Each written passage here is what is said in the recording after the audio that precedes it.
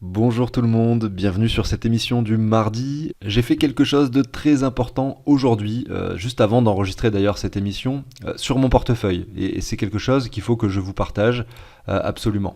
Effectivement, en ce moment on se pose beaucoup de questions. En tout cas moi, personnellement, j'ai l'impression qu'un scénario a plus de chances de se réaliser qu'un autre. Et j'ai envie de vous partager ce sentiment, ce ressenti, qui bien sûr va être appuyé par des choses quand même relativement factuelles.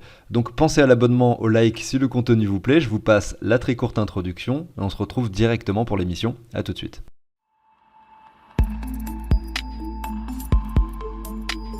Allez, c'est parti. Et avant de vous dire ce que j'ai fait sur mon portefeuille, eh bien, je vais appuyer certains éléments, je vais faire cette analyse, essayer ensuite d'arriver à une conclusion qui va me permettre de vous dire pourquoi est-ce que j'ai fait cela sur mon portefeuille.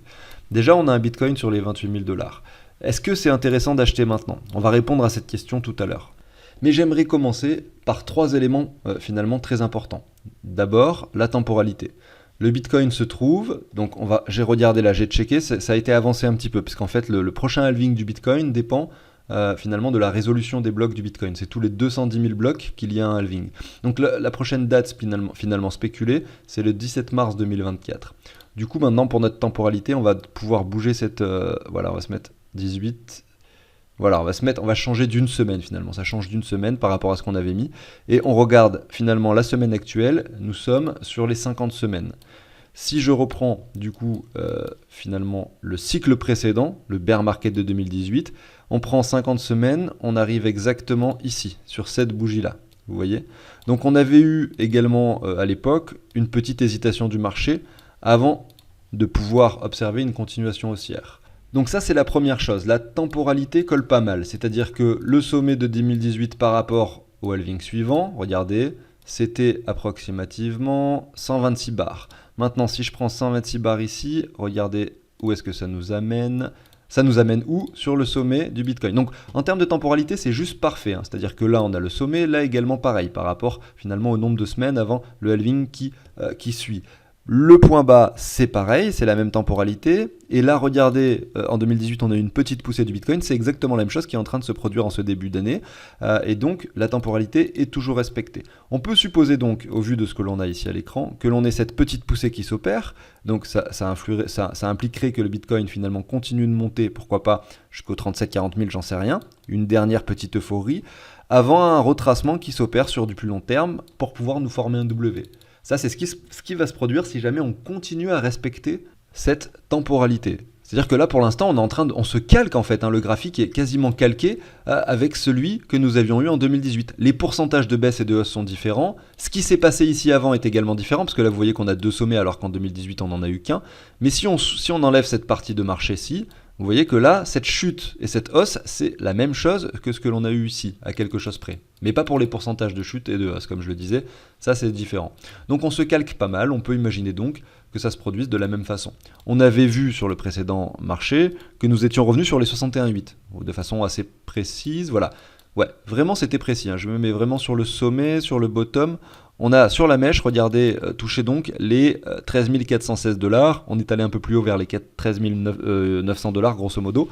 Et voilà, on a touché les 61,8. Si on fait la même chose ici, regardez ce que ça donne. Je vous montre. Tac. Je prends le sommet, le bottom. Ici, les 61,8, c'est les 48 000 dollars. Donc si on a la même chose qui se produit, ça voudrait dire que le Bitcoin pourrait monter jusqu'à ce niveau-ci avant de retracer.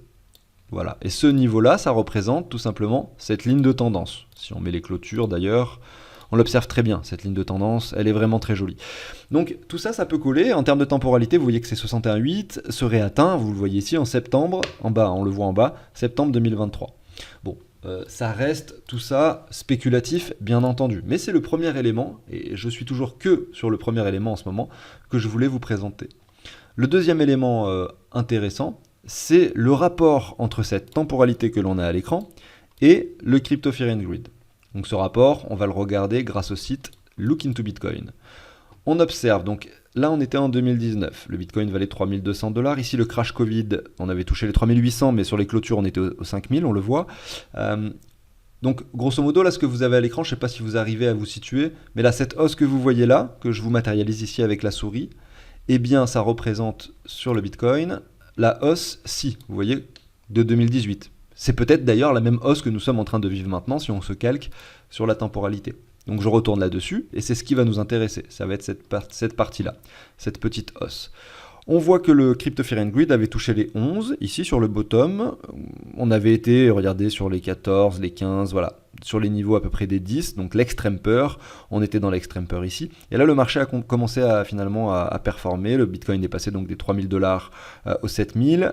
Et là, en ce moment, donc en termes de temporalité, comme je vous le disais, si on retourne sur le Bitcoin, on se retrouve... Je vais zoomer un peu pour que ce soit assez clair pour tout le monde. Vous voyez qu'ici, il y a eu une petite bougie rouge qui s'est dessinée. Et nous sommes vraiment à cet endroit-là, hein, en termes de temporalité. Donc sur le Fear and Greed, nous sommes ici. Vous voyez, le Crypto Fear and Greed, à ce moment-là, il était venu chercher les 71 pour revenir sur les 62 grosso modo. Donc pendant cette période de temps qui ressemble à la nôtre, en termes de temporalité, on avait un Crypto Fear and Greed vers les 62 grosso modo, avec un pic sur les 70. Si je regarde, alors je suis plus dessus, ici, le Crypto Fear and Greed actuel, regardez, nous sommes sur les 62. Donc ça c'est le deuxième élément que je voulais vous montrer. Et si je me mets sur 7 jours, on va essayer de vous regarder même plutôt sur un mois, on a touché, on n'a peut-être pas touché les 71, mais on a touché les 68 ici. C'était le 21 mars, tout simplement. Donc ça également, je trouve que ça colle pas mal. Maintenant... Ce que je vous montre là, c'est des choses qui sont actuelles, factuelles, et qui sont comparables avec 2018, parce que ça s'est déjà passé, je parle du passé. Maintenant, on va parler du futur proche. Le futur proche conditionnel, donc je parle au conditionnel parce qu'on n'est pas sûr que ça va se produire de cette façon, eh bien pourrait du coup s'apparenter à ce que l'on a vu du coup en 2018, c'est-à-dire un Bitcoin qui vienne chercher avec une petite euphorie un niveau supérieur, avec un Crypto Fear and Greed qui vient chercher quasiment les 100. Regardez ici en 2018, en 2019, c'était le mois de juin 2019 pour être précis, on a touché les 95.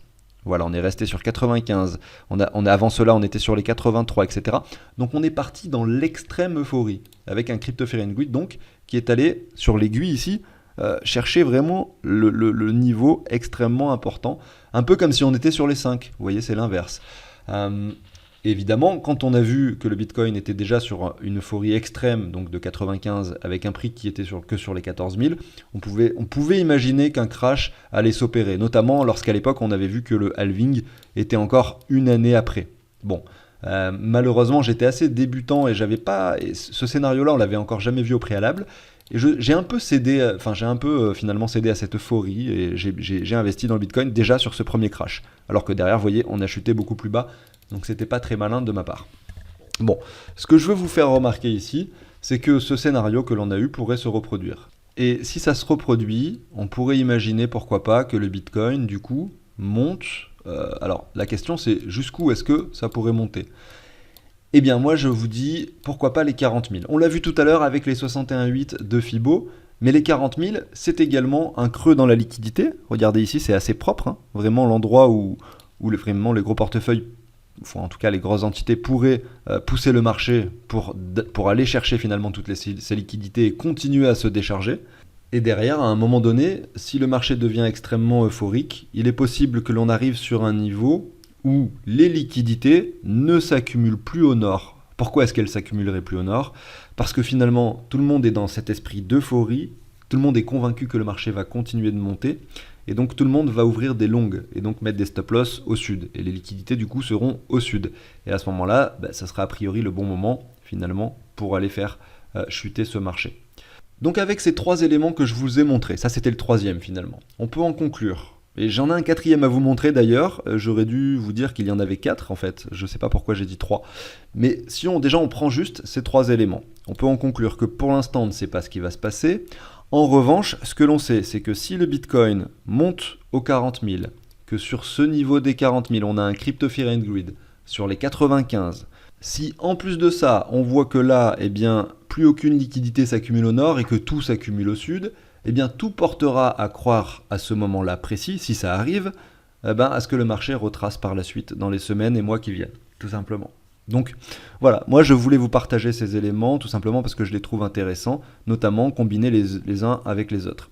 Maintenant, ce que l'on observe ici, c'est qu'on a quand même pas mal de liquidité qui s'est accumulée aux alentours des 15 000. Mais vraiment beaucoup, hein. Vous voyez ces bougies-là. Et regardez le cumul, donc c'est la ligne ici beige qui est matérialisée. Vous voyez, ça monte très très vite hein, sur le cumul.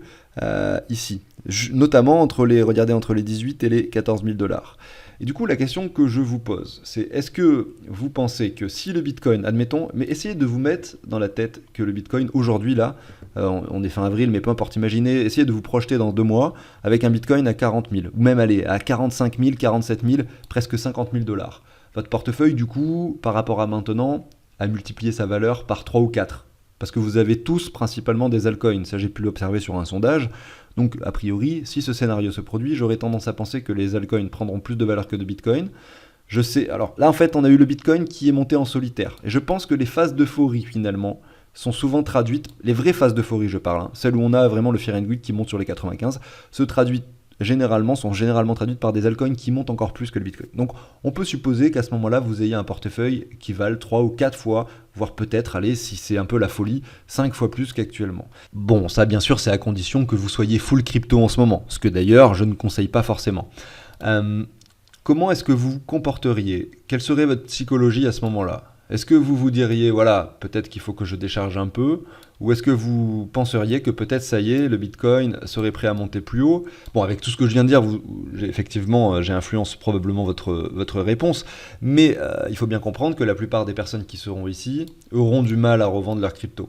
Et même si vous avez écouté tout ce que je vous ai dit, et même si vous avez l'impression ou la sensation finalement que la probabilité est plutôt à la baisse, vous allez avoir du mal quand même à vendre vos cryptos. Et je le sais parce que je l'ai vécu pendant cette phase d'euphorie, je l'ai vécu pendant cette phase de crash.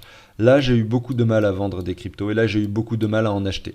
Alors qu'en fait, je savais pas, mais je me doutais avec tous les indicateurs que je voyais que là, c'était peut-être un bottom et ici, peut-être un top. Donc même quand on sait, ou même quand on se doute un peu des différents cycles de marché qui se produisent sur le long terme, on a quand même du mal à les appliquer sur le court terme. Donc attention à ça, voilà, je voulais simplement vous faire remarquer ça et vous dire que c'est pas parce qu'on est... il faut pas oublier que même si on a un Bitcoin à 40 ou à 50 000, aujourd'hui on a encore l'esprit sain et réfléchi, donc il faut dès maintenant se rentrer ça dans la tête. C'est pas parce que, admettons, dans 3 mois vous voyez un Bitcoin à 45 ou à 50 000 $ qu'il faut se dire que le retour sur les 15 000 est impossible. Parce que derrière, vous voyez qu'il y a ces liquidités qui sont accumulées plus bas, le marché peut-être ira les chercher. Peut-être pas, mais peut-être que oui, voilà, tout simplement. Alors, je vais vous parler d'une dernière chose avant de continuer avec du coup le graphique très long terme ici, les indicateurs long terme, et puis l'action que j'ai établie sur mon portefeuille. Donc ici, vous avez le prix du Bitcoin, on l'a vu par rapport au cycle précédent, on se situe à peu près là, et ça, c'était le 3 juin. Donc si je retourne, que je vais sur l'altcoin dominance, là je vais prendre l'altcoin dominance classique, on a vu que le 3 juin, ce qui s'est passé, je vais zoomer un peu, vous allez voir. Et bien, ce qui s'est passé le 3 juin, et c'est que les altcoins, regardez ici, ont continué de chuter. Elles avaient déjà pas mal chuté et elles ont continué sur finalement leur lancée. On avait vu qu'en fait à ce moment-là, l'altcoin dominance avait déjà cassé un niveau de support très important. On est revenu tester la neckline pour continuer la chute.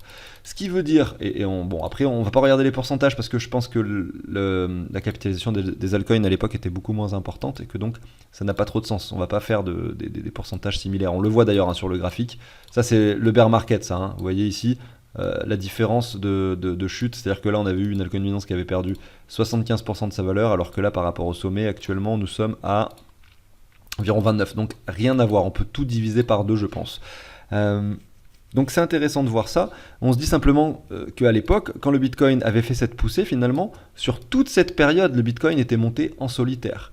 Et moi ce que je vous ai dit, c'est que j'imagine plutôt l'inverse. J'imagine maintenant un Bitcoin qui monte, donc dans cette première phase il est monté en solitaire, mais j'imagine que la deuxième phase s'opère avec des altcoins qui montent plus que le Bitcoin, qu'on a une euphorie sur l'ensemble du marché. Parce que les altcoins, en revanche, même si le Bitcoin, lui, semble recréer un peu ce contexte de 2018-2019, finalement, avec ce bear market qu'on semble finalement calquer à la perfection, j'aurais tendance à croire que les altcoins, eux, ne se comportent pas de la même façon. Pour plein de raisons différentes, notamment déjà par le fait que ce graphique d'altcoin dominance est extrêmement puissant. Et notamment, on a eu l'adoption de la DeFi, on a toute cette histoire avec les Layer 2. On sait que désormais, c'est quelque chose qui n'est plus seulement spéculatif, c'est quelque chose de concret d'utiliser, la DeFi, et donc aussi tous les altcoins qui sont associés à cette DeFi. Moi, personnellement, j'ai plus de Bitcoin sur la DeFi, ou sur Binance, on va dire, que sur ma ledger dans le réseau Bitcoin. J'en ai également en réserve, mais effectivement, j'utilise, vu que j'ai fait pas mal de transactions pour passer des altcoins Bitcoin, etc., finalement, la plupart des Bitcoins que j'ai, ils sont soit sur le réseau d'Ether, soit sur le réseau de Binance Coin, etc. Donc c'est simplement pour vous dire qu'on n'est plus dans le même contexte qu'avant, et que là, l'altcoin Binance a déjà pas mal chuté. On a eu ici l'adoption de la DeFi, le crash Terra Luna, l'affaire FTX, et là, regardez, on revient encore sur cette ligne de support. Même si voilà, sur l'altcoin de Binance où on soustrait l'Ether et le Binance Coin, on est plus bas, on a encore cette zone de rechargement qui nous appelle un peu plus bas, que ici également, on peut très bien venir casser cette ligne par le bas, on n'en sait rien. Eh bien, j'ai préféré sur mon portefeuille, donc ce matin, échanger du Bitcoin, donc une grosse partie tout de même. Ça représente sur mon portefeuille à peu près 10% des Bitcoins, pas des Bitcoins, mais 10% de mon portefeuille total que j'avais en Bitcoin. J'avais à peu près 35% en Bitcoin. Je suis passé à 25% tout simplement, en revendant du coup beaucoup de Bitcoin pour acheter du Solana. Alors je vais vous montrer les graphiques. J'ai acheté du Solana. Vraiment, Solana, il est très joli par rapport au Bitcoin. Même si on est sur une tendance baissière et qu'effectivement aucun signe de reprise n'est encore dessiné, là, concrètement, Solana, c'est une crypto qui est, je crois, dans le top 10, si je dis pas de bêtises. Peut-être que j'en dis une, c'est possible. Je n'ai pas vérifié avant de vous dire ça. Ouais, elle est 11e, voilà, Solana. Eh bien, regardez, elle se trouve quand même sur une zone de rechargement ici, sur un niveau, regardez, de résistance, enfin de support, pardon, très important. Donc l'acheter maintenant avec du Bitcoin, ça me semblait assez pertinent. Donc j'ai pris que des grosses cryptos. Après, si jamais j'ai des achats à faire, admettons, par exemple, hier j'ai vu que j'ai fait une émission sur les jeux vidéo, et dans les commentaires, pas mal de personnes m'ont parlé de Omi et Komi, quelque chose que je connais, mais j'en ai pas parlé parce que c'était pas dans les plus grosses capitalisations, mais j'en parlerai à l'avenir. Mais effectivement, ça peut être le genre de projet, par exemple, sur lequel je vais investir, mais avec de petites sommes, et je vais pas aller le faire, on va dire, directement. Là, ce que je voulais, c'était vraiment me décharger de mes bitcoins, et bien sûr, ensuite, peut-être que j'échangerai du Solana ou de l'Ether, ou voilà, les cryptos que j'ai achetés maintenant avec du bitcoin, peut-être que avec je pourrais acheter des cryptos moins capitalisés plus tard, lorsque j'aurai fait des recherches dessus. Voilà, donc j'ai pris du Solana, j'ai pris du Binance Coin. Alors Binance Coin, j'en ai pris une bonne somme quand même, plus que les autres, parce qu'on revient vraiment très bas. Alors certes, on est en dessous de ce point de confluence, mais alors regardez le Fibo comme ça, on est en dessous, on est dans la zone de rechargement. Et moi, en plus de ça, j'ai envie de pouvoir participer plus que ce que je l'ai déjà fait, c'est-à-dire sur les launchpads de Binance, j'ai envie de pouvoir mettre un peu plus d'argent, parce qu'on voit que c'est toujours très intéressant. Donc accumuler du Binance Coin sur les niveaux actuels, ça me semble vraiment très intéressant, notamment avec du Bitcoin, puisque depuis le mois, regardez, de novembre 2022, le Binance Coin a perdu 45% par rapport au Bitcoin. Vous avez un joli V-top. Et les V-top, comme les V-bottom, sont amenés à être retestés. Donc pourquoi pas imaginer un Binance Coin qui revienne sur ces niveaux-là. Et si ça arrive, finalement, l'action que j'ai établie ce matin sera bénéfique. Maintenant, si ça continue de chuter, évidemment que l'action que j'aurais fait ce matin en achetant beaucoup de Binance Coin avec des Bitcoins n'aura pas été bénéfique. Mais par contre, j'aurai encore des Bitcoins plus bas pour recharger de nouveau des Binance Coin. Qu'est-ce que j'ai acheté ? J'ai acheté du Matic. Alors j'en ai pris très peu du Matic. J'en ai pris très peu parce qu'il est encore très très haut, le graphique de Matic par rapport au Bitcoin. Je vous montre ça. Vous voyez, on a ce canal en expansion. Je déteste acheter des trucs comme ça, mais là je l'ai fait parce que je voulais acheter 4-5 altcoins différents. Je voulais diversifier un peu. Voilà, Matic, il est trop élevé selon moi, mais de belles bougies rouges quand même qui se sont dessinées. Puis après tout, avec tous les partenariats, on peut imaginer que ce soit une crypto, un projet, en tout cas le projet Layer 2 par excellence pour le prochain cycle, on ne sait pas. Peut-être que finalement, il va surperformer le marché, le Matic, on ne sait pas. En tout cas, c'est ce qui s'est passé, c'est ce qui se passe sur Matic depuis le mois de juin 2022.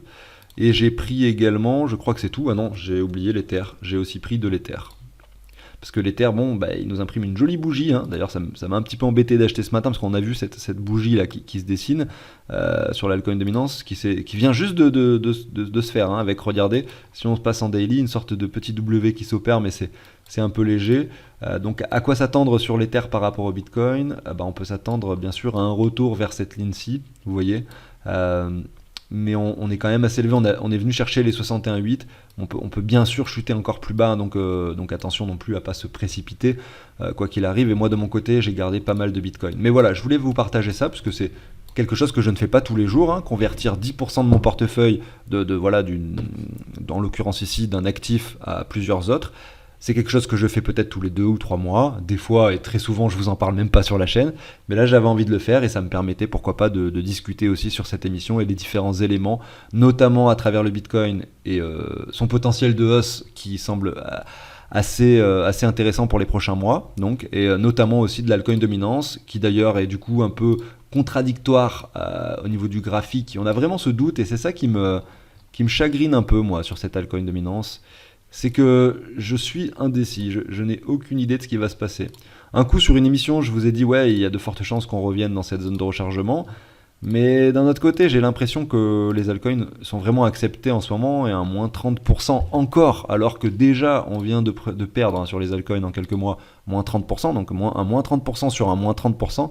Par rapport au Bitcoin, j'ai du mal à y croire. Et honnêtement, tant que cette ligne tient, il y a quand même aussi une forte chance qu'on rebondisse à la hausse, notamment parce que c'est une ligne de résistance assez forte. Et cette ligne-là, regardez, je retourne sur ce graphique du 3 juin. Regardez le 3 juin, lorsque finalement on a eu la chute sur l'altcoin dominance. Eh bien, on avait déjà cassé cette zone de support. Vous voyez, on avait déjà finalement breaké à la baisse cette zone. On l'a retesté, on est ensuite allé plus bas. Mais là, pour l'instant, on est au-dessus de la ligne de support. On ne l'a pas cassé par le bas. Si aujourd'hui le marché était ici, eh bien, j'aurais tendance à penser qu'on puisse faire ça. Mais c'est vrai que ce qui est gênant, c'est que quand on enlève la capitalisation de l'Ether et du Binance Coin, je vous montre ici, eh bien voilà, la ligne de support a bien cassé. Donc c'est compliqué de tirer quelconque conclusion de tout ça. Et honnêtement, voilà, je laisse les choses faire. Je garde du Bitcoin au cas où, je prends des altcoins. Là, j'ai amélioré un peu la répartition de mon portefeuille. Grosso modo, c'est un peu ça que je voulais faire aujourd'hui. Voilà, donc j'arrive sur la fin de cette émission. Merci à tous de m'avoir écouté, notamment si vous êtes encore là à m'écouter. Je vous souhaite une agréable journée. Pensez à l'abonnement, au like si le contenu vous plaît. Moi, je vous retrouve demain pour une nouvelle émission, notamment la matinale, que je n'ai pas pu produire ce matin en l'occurrence. À demain. Ciao tout le monde.